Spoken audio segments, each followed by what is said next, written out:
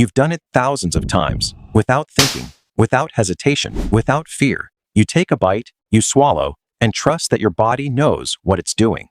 But here's the unsettling truth. Every single swallow is a perfectly timed act of biological precision.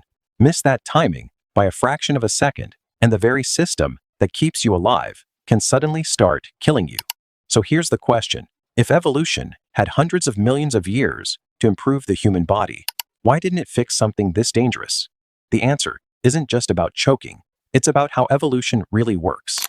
And once you understand it, you'll never look at your own body the same way again. Think back to the last time food went down the wrong pipe. Maybe it was water. Maybe it was coffee. Maybe someone made you laugh halfway through dinner. 1 second, everything felt normal. The next, you couldn't breathe. Your eyes watered. You coughed so hard your chest hurt. For a few terrifying moments, nothing else mattered. Not your phone, not your job, not the conversation. Just one desperate thought: air. It's amazing how quickly the brain forgets everything else when oxygen disappears. Fortunately, most of us recover within seconds. We laugh it off, take another sip, and move on. But thousands of people don't. Every year, healthy adults die from choking, not while climbing mountains, not during extreme sports, during lunch, at family dinners, watching television, doing one of the most ordinary things a human can do, which raises an uncomfortable question. How can something so ordinary still be so dangerous? Most people imagine evolution as an engineer, always improving, always upgrading, always making better versions. But that's not what evolution does. Evolution isn't an engineer. It's more like a mechanic, trying to keep a 300-million-year-old machine running without ever turning it off. Imagine someone hands you a car. Every generation, you're allowed to change just one tiny part. You can't redesign the engine. You can't replace the frame. You can't start over. Everything new has to fit the old design. Eventually, that car becomes a collection of clever fixes, not perfect solutions. That's exactly what your body is. Not a masterpiece designed from scratch. A history book written in flesh. Every organ, every bone, every nerve carries traces of decisions made hundreds of millions of years ago, and nowhere is that history more obvious than your throat. To understand choking, you have to travel back long before humans existed, long before mammals, long before dinosaurs. Back to a time when every one of your ancestors lived underwater. Fish don't breathe the way you do. Water enters through the mouth, flows across the gills, and exits. Food follows a separate path. Simple, efficient, very little traffic crossing.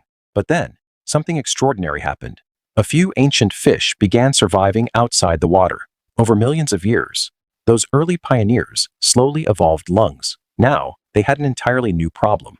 The same head needed to handle two completely different jobs: breathing and eating. There wasn't room to build an entirely new system.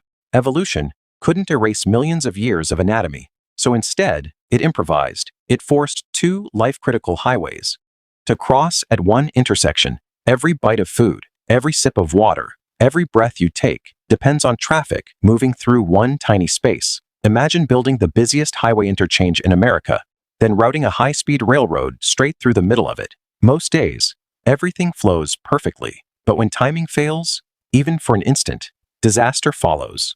Of course, your body isn't completely unprotected. It has an incredible piece of biological engineering: the epiglottis, a small flap of tissue, so small that most people never think about it. Yet it quietly saves your life hundreds of times every day. When you swallow, it folds over your airway, directing food toward your stomach. At almost the exact same moment, more than 50 muscles coordinate with extraordinary precision. Your breathing briefly pauses. Your voice box moves. Your throat changes shape. Your tongue pushes. Your brain times everything almost perfectly.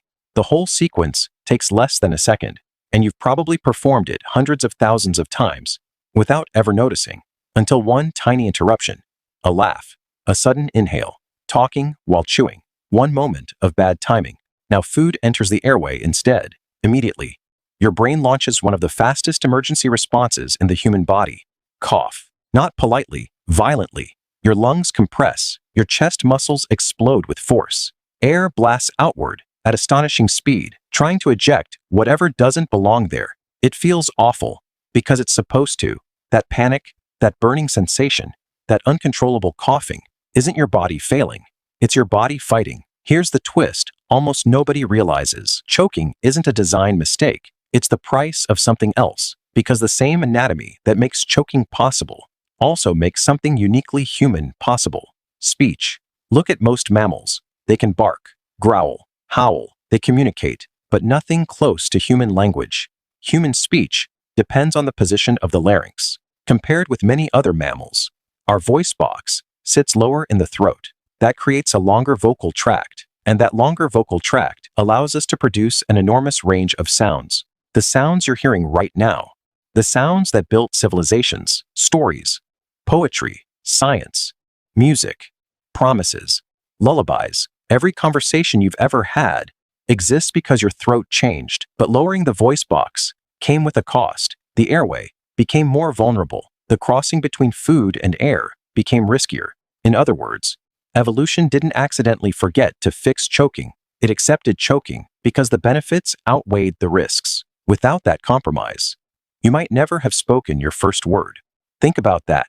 The same anatomy that lets a mother comfort her child, a singer perform on stage, or two strangers fall in love through conversation also creates the possibility of choking. One incredible advantage, one unavoidable risk. The two arrived together.